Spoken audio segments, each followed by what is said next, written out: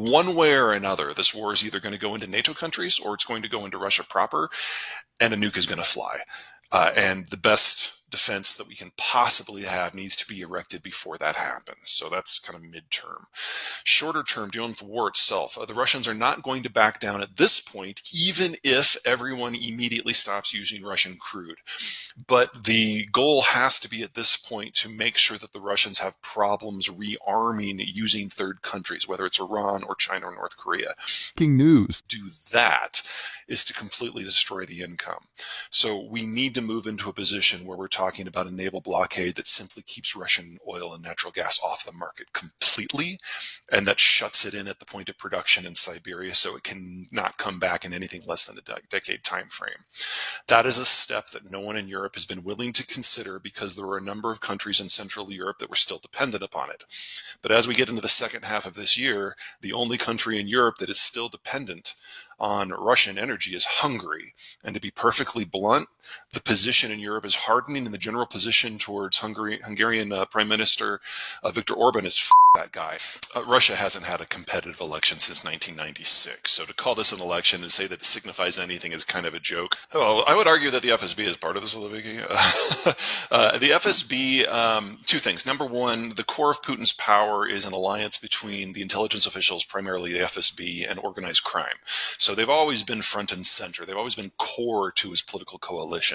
And then second, if you remember back to not just the Soviet period, but the Tsarist period before it, the FSB and its predecessors, the KGB and so on, their primary job isn't international affairs. It's been patrolling the population. Russia and the Soviet Union before it are not nation states. They are multi-ethnic empires. And part of how you hold that together is you put enough intelligence agents into every ethnic minority's populations that they can sniff out subversion whenever and wherever it pops up. Well, from the Russian point of view, there are now 4 provinces in Ukraine that are in definite need of monitoring. So the idea that the FSB is only going to have a stronger role moving forward, that's kind of baked in now. Ever since the formation of United Russia, the party that Putin runs in the mid-2000s, there has been nothing in Russia that is even adjacent to the democratic process. The only difference this time around is that everybody is calling a spade a spade. There were any number of countries in the last 20 years, Germany, the United States, France, Britain, all of us, for various reasons, found reasons that we needed to get along with Russia. Maybe it was financial flows. Maybe it was energy flows. Maybe it was getting support, military support into a place like Afghanistan and needing the logistic support. We don't need anything from Russia anymore, and we're willing to be a lot more honest with ourselves and out loud. Yeah, no, the Russians have been deliberately trying to cause power outages and famine in Ukraine since the war started. So, I would do anything with that.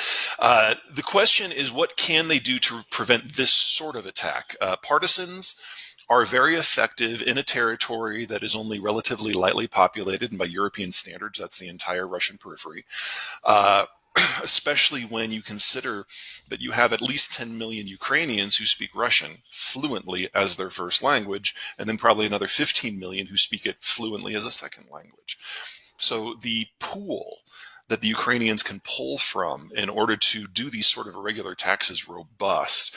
And when you've got places like Belgorod that are within artillery range, you've got a triple attractiveness. I mean, number one, you've got the Russian populations within Ukraine that are fighting for the Ukrainians. Number two, you can support them with conventional means. And number three, if this war is ever going to be resolved to Ukraine's satisfaction, the logistical places within Russia that are used to launch the conflict into Ukraine have to be neutralized. Well, one of those is Belgorod. So one way or another, there's going to be a lot more shooting there. It's definitely going to escalate. I don't want to say whether it's going to be successful or not, but for Ukraine to continue to exist as an independent state, Belgorod has to be neutralized one way or the other. The Russians, there's an ego issue here. I don't mean to say that there's not, but this primary issue is strategic. The Russians are in demographic collapse, not as fast as, say, the Chinese or the Germans or the Koreans, but it's pretty bad. And they're going to cease to have the ability to carry out an offensive military operation within the decade. I'd say that 6 to 8 years is kind of the window that I've identified. That's why I've put that benchmark there. That means they have to make it to Warsaw and the Danube in that amount of time. If they don't, they have an unanchored Western periphery. So this is about rebuilding the strategic picture that we had during the Soviet period while they still can. It doesn't matter if Putin were to die tomorrow. The regime is going to continue this war one way or another, and any sort of ceasefire would only be there to reposition and reprovision in order to launch a new assault. Estonia, Latvia, Lithuania, Moldova, the northeastern sliver of Romania, and the eastern half of Poland, plus the Caucasus, plus Central Asia. We're only about midway through this process. This is the 9th military conflict the Russians have launched since 1989 in an attempt to rebuild that outer crustal fortification.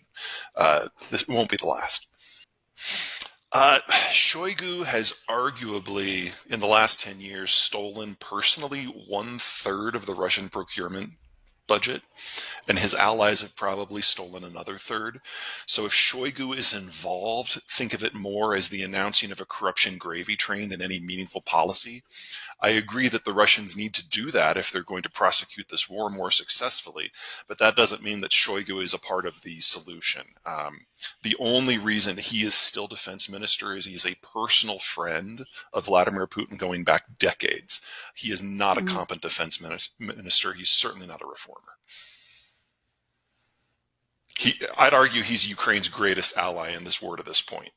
I'd argue that Shoigu is the greatest ally of the Ukrainians to this point because he's so incompetent.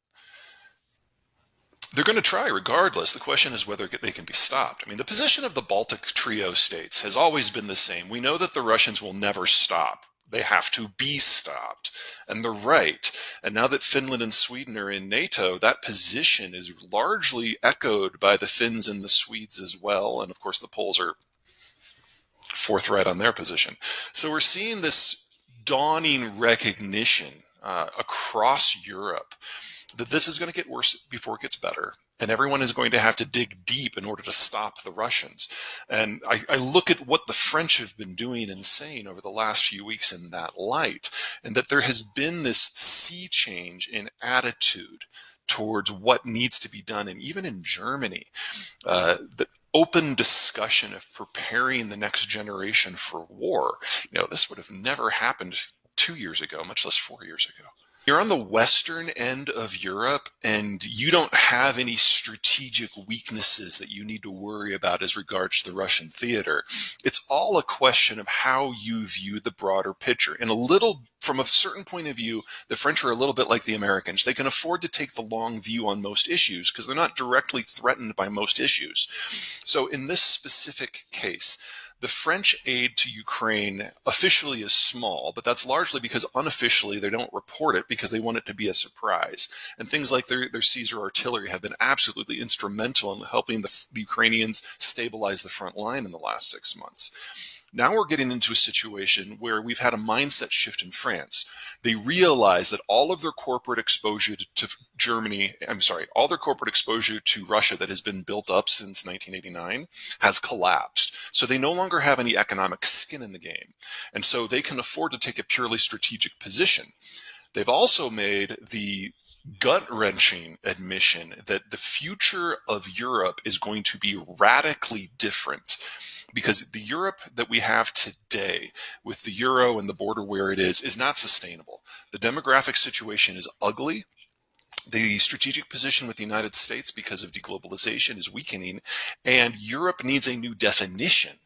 Well, the French have always seen the European Union as a political project.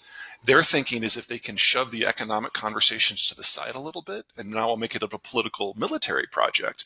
Well, France is the natural leader in that group now that the United Kingdom is gone. There's no one in Europe who would assert otherwise. And that means taking more of a leadership position in Ukraine. And they can do that in a very low-risk manner. They can spin up their military-industrial complex a lot faster than most of the other European countries. And if you start putting French troops in Ukraine, 3 things come from that. Number 1, preference for French equipment. Number 2, the ability for French and Ukrainian troops to cross-train. We've been thinking in the West about Ukraine as a bit of a charity case. from the French point of view, France hasn't been in a hot war in a while. They didn't participate in the American war on terror aside from some special forces. If they can actually learn modern military technology from the Ukrainians, that's the equivalent to, say, when the Europeans engaged in the Crimean War at the start of the industrial era, or the Europeans sent observers to the American Civil War in the same period. This is about learning how to fight for 30, 50, 70 years from now. And this is a smart play.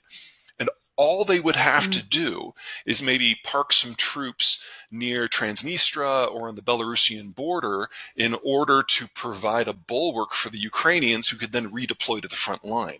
There's a lot of upside here for the French. This is not just bombast. This is a real strategic discussion. Hello guys, welcome back to my channel. Today I am back with another video. In this video I have bring a content for you in which famous geopolitician and writer Peter Zeihan has discussed about ongoing Russia-Ukraine war. So guys, if you like to watch latest video, then you can subscribe my channel, because in this channel I have upload daily this type of videos. So I am requesting you to please subscribe and watch each and every video from my channel.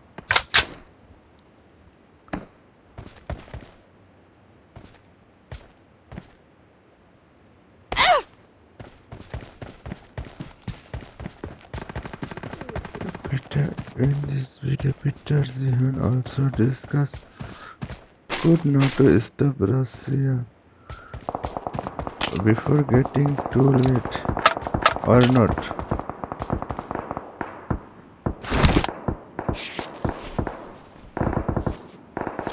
Guys, keep watching my channel and press the subscribe button and notification icon for future updates,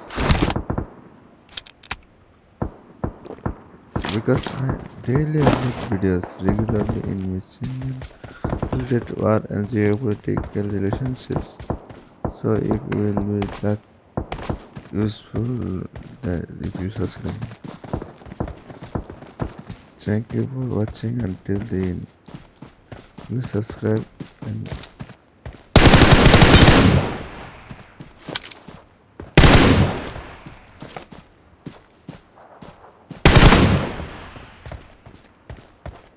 thank you for watching until the end. Now I am going to end this video for here.